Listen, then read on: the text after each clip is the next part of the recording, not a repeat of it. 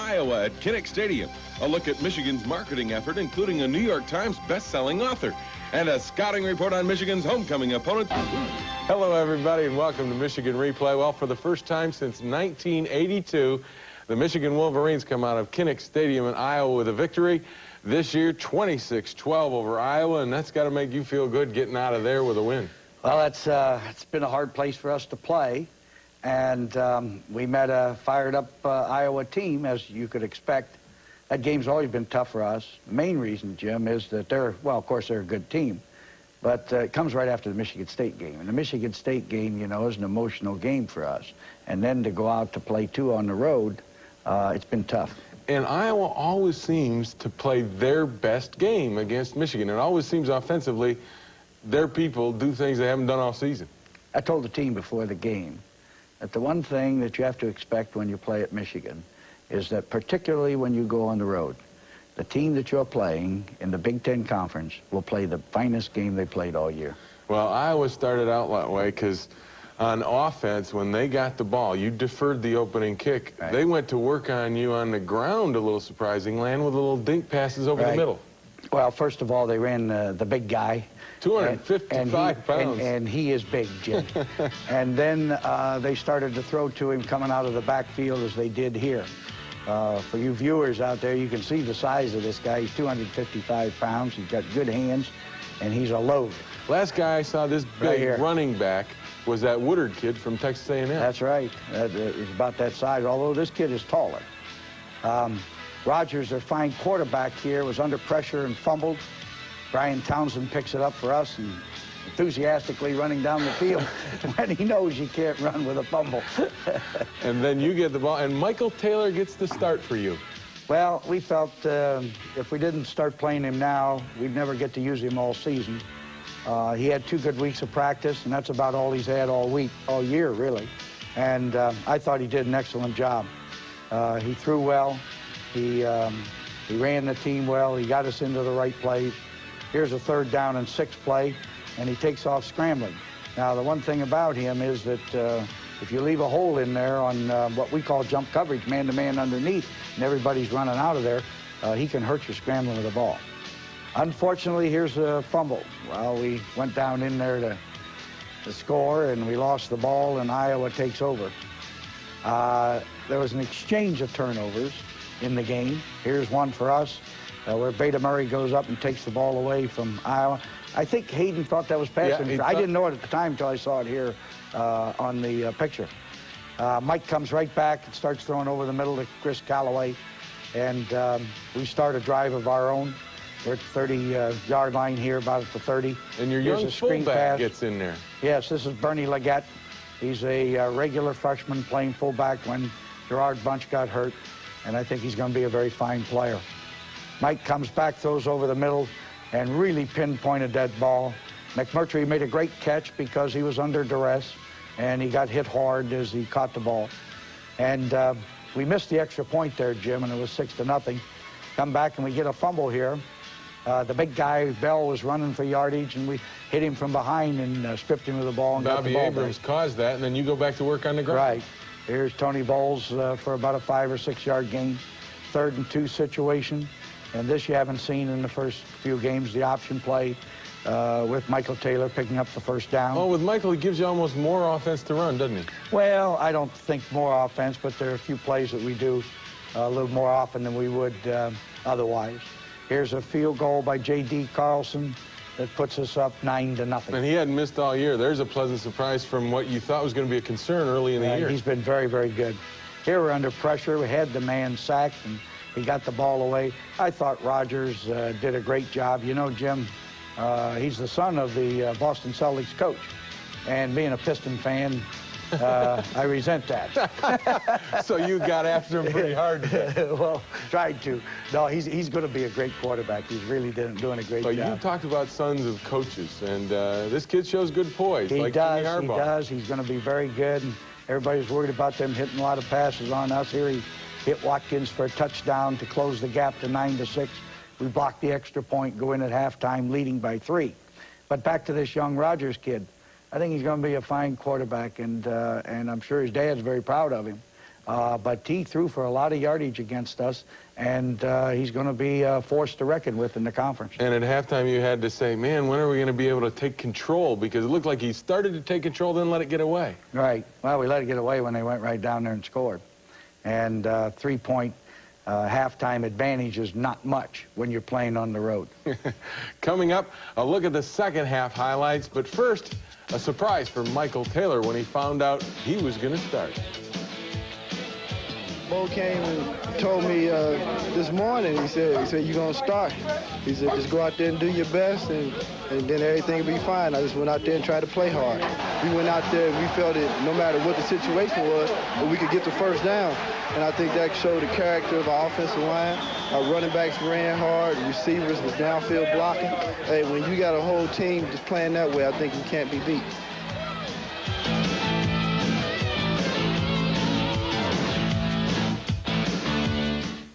Book, brought to you by the Aeroquip Corporation, supplying industry with plastics and fluid conveying components. Who holds the record for the longest run from scrimmage? In 1979, Butch Woolfolk went 92 yards for a TD versus Wisconsin.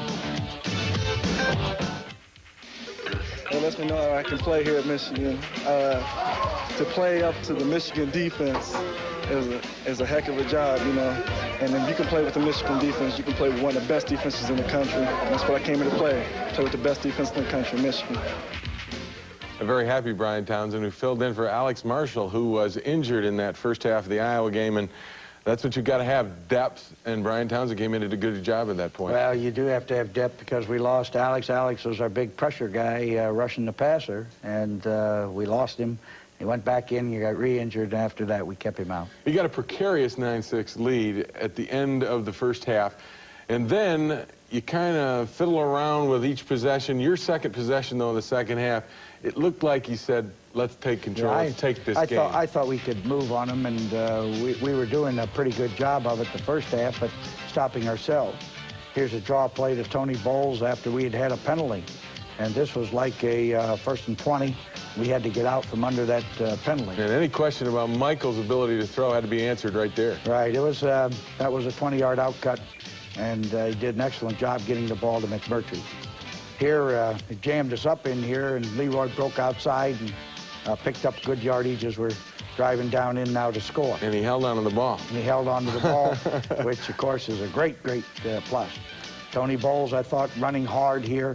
There weren't a lot of big creases in that defense, but enough to get us moving. Big play here and a big gamble on 4th down. 4th and 1, we went to the bootleg, and Michael took it in standing up.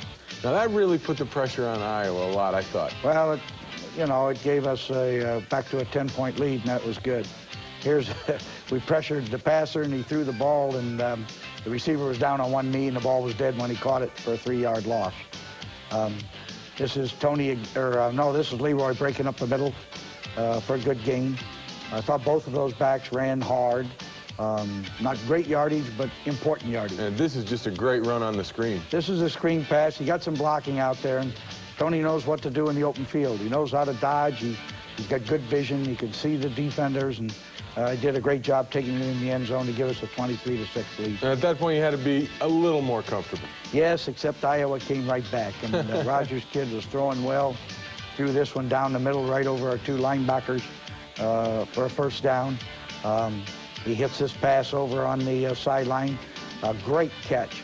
I think that's Rocky Marciano. No, that's not his name. I know it's Peter Marciano. Rocky Marciano's nephew. But it's Marciano's nephew, and he's one tough little football player. Here they hit Watkins again. Here's a 3rd down, 10. And on 3rd and 10, we had pressure on him. Stepped outside the pressure and threw the ball down there, right in behind Veda Murray for a touchdown. And that was to Marciano. And as comfortable as you were before when you scored, now you're probably uncomfortable. Now we are. Now it's not very good. Mike comes right out on a bootleg, hits Chris Callaway, who breaks away for a good gain. And we're on the move here again. And 3rd down and 20. This is a big play out here, throwing deep. And Chris Callaway got pushed in the back. Had no chance to run under the ball. That's a 1st down penalty for us. We come back with the draw play. Leroy Horde getting good yardage. Finally gets stymied and go to the field goal and J.D. Carlson kicks it, and that's your final score, 26-12. And the importance of that drive was that it was a time consumer after Iowa had scored, and even though you only got 3 out of the drive, it really put the game away for you. Well, I feel this way. When you look at the Big Ten this year, you got a half a dozen teams that are about as good as the others. If you really go down, including our ball club, there's 6 clubs in the league that if things are right, the other team's going to win. And when you have a chance to move the ball and score, even though it ends up 3 points, that 3 is very, very important. And you've got to feel that your team has progressed pretty well. You've always said you never stay the same, you either get better or you get worse. And this team, I think, has gotten better, maybe not as fast as you'd like, but each week they seem to progress. Well, they're playing a little bit better. I think we played a little better offensive football as we go along here. We're not running up a lot of points or a lot of stats, but we're doing a pretty decent job. We have to overcome the loss of J.J. Grant on defense, and that's a tough one.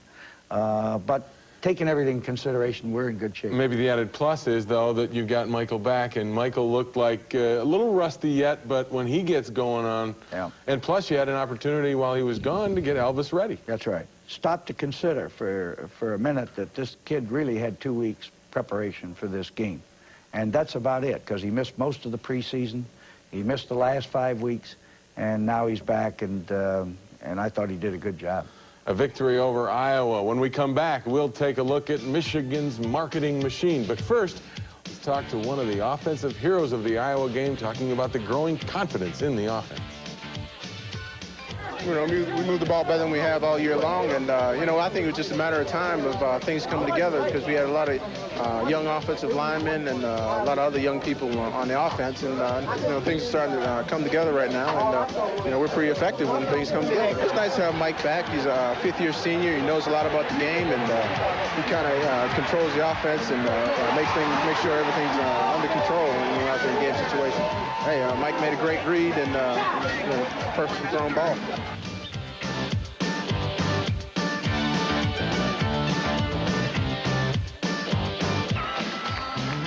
The University of Michigan football program is one of the nation's best and most recognizable, and it's getting even bigger. Through individuals and department marketing strategies, Wolverine football is being showcased on videotape and in books. Already there are 2 home videos available. The 10-Year War, a look back at the Michigan-Ohio State rivalry during the time when Woody Hayes and Bo coached against each other. And there's also the Best of Michigan Replay, the 1988 season, a dramatic look back at last year's Big Ten Championship and Rose Bowl season. The latest addition to this marketing effort is the book Bo, written by Coach Schembechler and Detroit Free Press columnist Mitch Albom. It is a very lively and entertaining look back at the career of one of the most successful coaches in the history of the collegiate game. For Albom, it was a chance to work with a man who doesn't get too close to the media and a coach who surprised him with his candor and insight.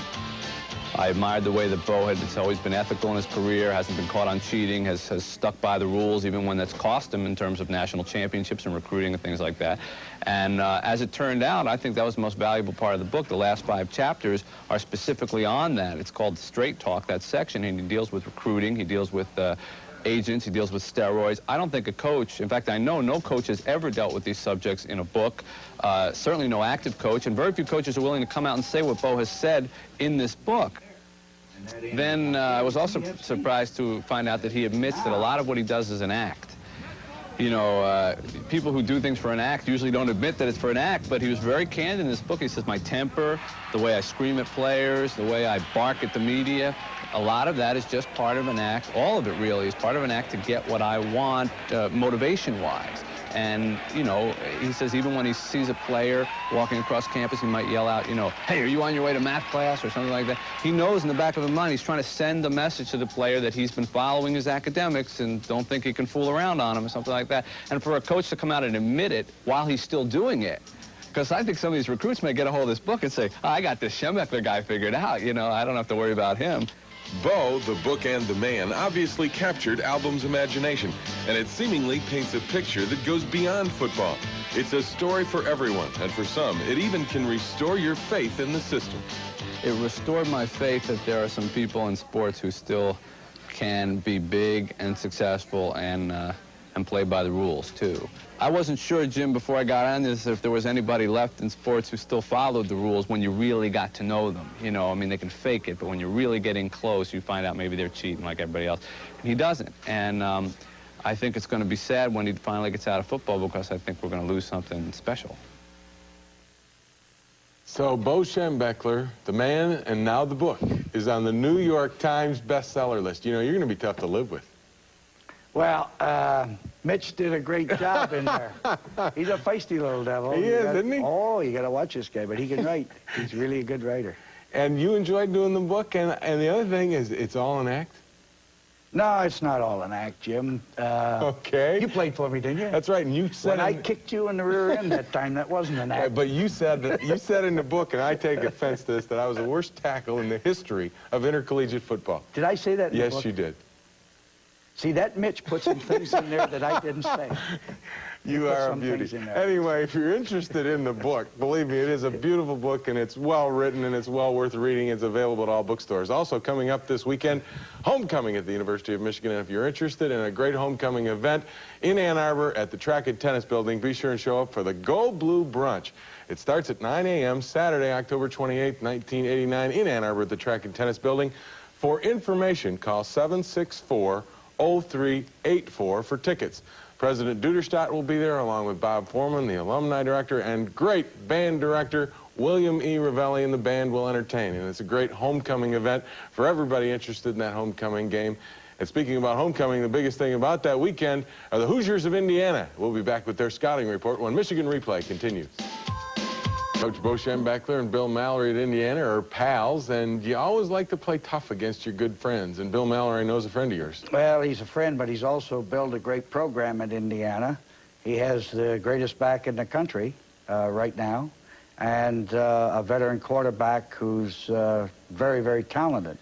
The one thing you've often said about teams that you worry about more is defense. Now, his defense is a little green, a little young yet, but their offense kind of makes up for that with Thompson, who can keep Indiana in a game all by himself. He can do that. And the thing that we have to do is to deny the rush. Now, no matter what happens, we've got to do a job containing this running back. We've been successful in doing it in the past, but I'm not so sure that we can shut him down like we did in the past. He's a great, great back.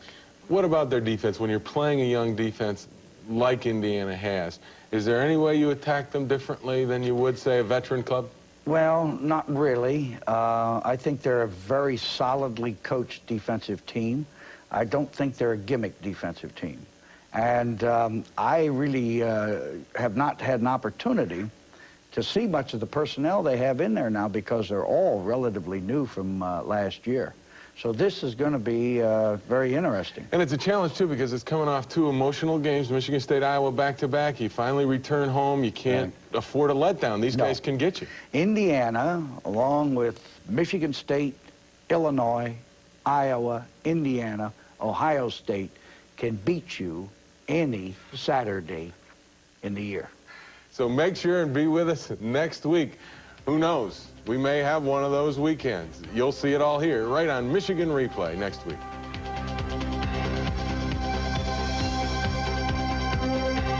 Iowa at Kinnick Stadium. A look at Michigan's marketing effort, including a New York Times best-selling author, and a scouting report on Michigan's homecoming opponent. Hello, everybody, and welcome to Michigan Replay. Well, for the first time since 1982, the Michigan Wolverines come out of Kinnick Stadium in Iowa with a victory. This year, 26-12 over Iowa, and that's got to make you feel good getting out of there with a win. Well, it's been a hard place for us to play, and we met a fired-up Iowa team, as you could expect. That game's always been tough for us. The main reason, Jim, is that well, of course, they're a good team, but it comes right after the Michigan State game. And the Michigan State game, you know, is an emotional game for us. And then Murray goes up and takes the ball away from Iowa. I think Hayden thought that was passing. Yeah, I didn't know it at the time until I saw it here on the picture. Mike comes right back and starts throwing over the middle to Chris Callaway. And we start a drive of our own. We're at the 30-yard line here, about at the 30. And your young fullback gets in there. Yes, this is Bernie Leggett. He's a regular freshman playing fullback when Gerard Bunch got hurt. And I think he's going to be a very fine player. Mike comes back, throws over the middle, and really pinpointed that ball. McMurty made a great catch because he was under duress, and he got hit hard as he caught the ball. And we missed the extra point there, Jim. He had 2 good weeks of practice, and that's about all he's had all year, really. And I thought he did an excellent job. He threw well. He ran the team well. He got us into the right plays. Here's a 3rd down and 6 play, and he takes off scrambling. Now, the one thing about him is that if you leave a hole in there on what we call jump coverage, man-to-man underneath, and everybody's running out of there, he can hurt your scrambling of the ball. Unfortunately, here's a fumble. Well, we went down in there to score, and we lost the ball, and Iowa takes over. There was an exchange of turnovers in the game. Here's one for us. We're baiting to go out to play 2 on the road. It's been tough. And Iowa always seems to play their best game against Michigan. It always seems offensively their people do things they haven't done all season. I told the team before the game that the one thing that you have to expect when you play at Michigan is that particularly when you go on the road, the team that you're playing in the Big Ten Conference will play the finest game they played all year. Well, Iowa started out that way because on offense, when they got the ball, you deferred the opening kick. Right. They went to work on you on the ground, a little surprising, land with little dink passes over the middle. Well, first of all, they ran the big guy. 255 pounds. And he is big, Jim. And then they started to throw to him coming out of the backfield as they did here. For you viewers out there, you can see the size of this guy. He's 255 pounds. He's got good hands, and he's a load. Last guy I saw this big running back was that Woodard kid from Texas A&M. That's right. He's about that size, although this kid is taller. Rogers, their fine quarterback here, was under pressure and fumbled. Brian Townsend picks it up for us and enthusiastically running down the field when he knows you can't run with a fumble.